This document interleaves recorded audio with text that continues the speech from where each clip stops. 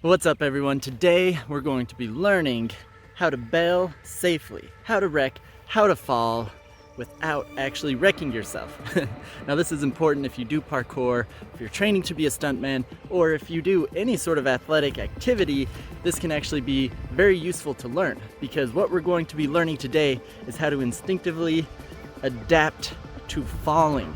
When you're unexpectedly taking a dive, a fall, a wreck, you know how to recover and get out of it so that you can minimize the chance of you being injured from that unexpected fall. Now this is something that can also be found on my parkour program I just put together on the Fit app. So if you want to check that out, I'll have a link in the description where I have a 30-day course for getting you started and how to learn parkour, as well as important tools for, like we're going to learn today, how to recover when you're falling. The important thing to make recoveries instinctive and how to react when you are falling is to train them often and to train the different movements you may need in any situation. So step one, learn your rolls. That's learn every possible roll variation you can think of, especially the basic ones. The forward safety roll, the backward safety roll, the side roll, the barrel roll, combining those rolls in different ways. It's just about being able to roll in any direction or angle that you need to roll. Now if you haven't learned the rolls, I have a lot of tutorials on the different roll variations, so I'll include a link to those in the description as well. Step two, learn a variety of quadrupedal movements. So these are any sort of movement where you're moving around on all fours, once again in different directions and with different variations. So step three is to start experimenting with different variations of falling into different recovery movements, such as the roll or different quadrupedal movements. Now the easiest way to start doing this is to first start by just simply falling forward and going into the forward roll. That's the easiest one to get a feel of what this is going to feel like. Now when you do this, make sure you start slow, that you already know how to do the movement that you're going to try to recover out of. So think of it like this. Instead of just pushing forward into the forward roll like I would normally do, I'm going to now think about it like I'm actually falling. And to do this, I have to let myself actually fall a little bit. So I'm going to pretend like I got pushed over. I'm going to start falling forward, but then I quickly recover. Now you can make this easier or harder based on the timing of when you do the recovery. So you can either fall for longer. The closer to the ground you get on the fall, the harder the roll is going to be and the harder the impact is going to be.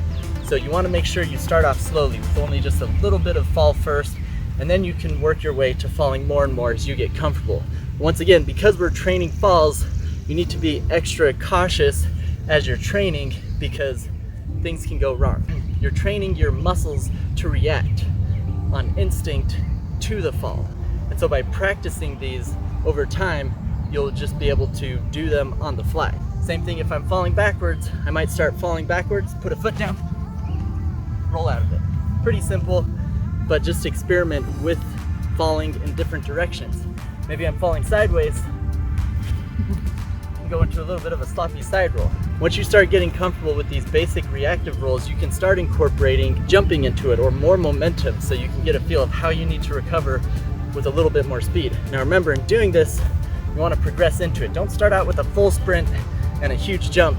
Start with a little bit of momentum, and then as you feel comfortable, build up off of that. Same thing with quadrupedal movements. You can do reactive recoveries with quadrupedal movements. Now, in general, these are going to be a little bit harder impact on your wrists and hands, but they can make for a cool recovery if it's the type of recovery that calls for it.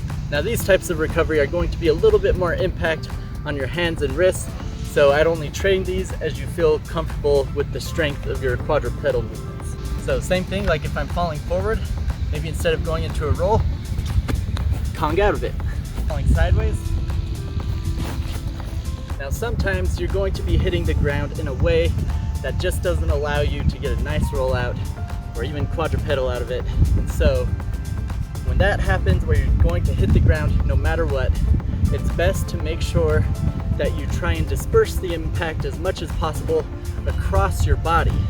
So instead of trying to land and reach out with one arm to absorb all the impact, because that might break your arm, injure your wrist, and it's still going to lead you to one point of contact on your body, the goal is to spread it out. You can still use your hands to help control it, but you gotta be willing to let your body hit the ground, because your body hitting the ground isn't going to do as much damage to you as your head hitting the ground or your arms hitting the ground. So if you can just get comfortable with allowing your body to hit the ground like a stunt person, then you're going to be able to have much more control in your falls.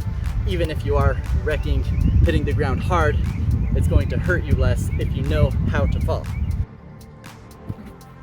A good way to practice these are on a pad so that you can get a feel of the actual impact of them and controlling it, because if you're practicing this on hard ground for the first time, it might hurt the first few times as you're figuring out the technique. So I'd recommend practicing real falls, real stuntman falls on a pad so that you can get the feel of it. Now for learning more variations of the basic stunt fall, you can actually check out a tutorial I did with Robert Bennett where we go over 10 different ways to fall like a stuntman.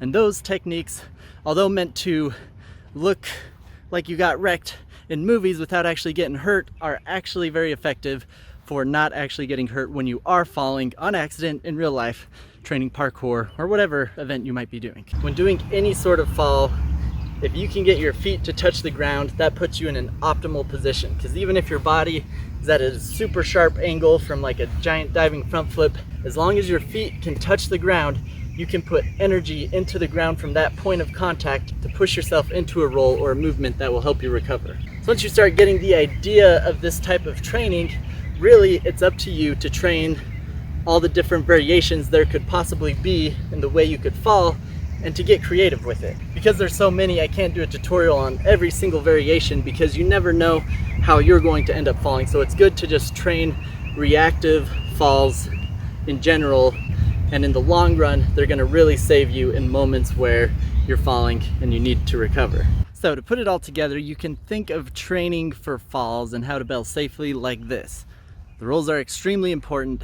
If you can't roll out of it, then always try to at least get your feet to touch the ground first to send you in a direction to disperse the impact, even if it's not a smooth roll. And third, always avoid your head, avoid your joints, and train a variety of different falling techniques and different rolls, and just practice the reaction to them.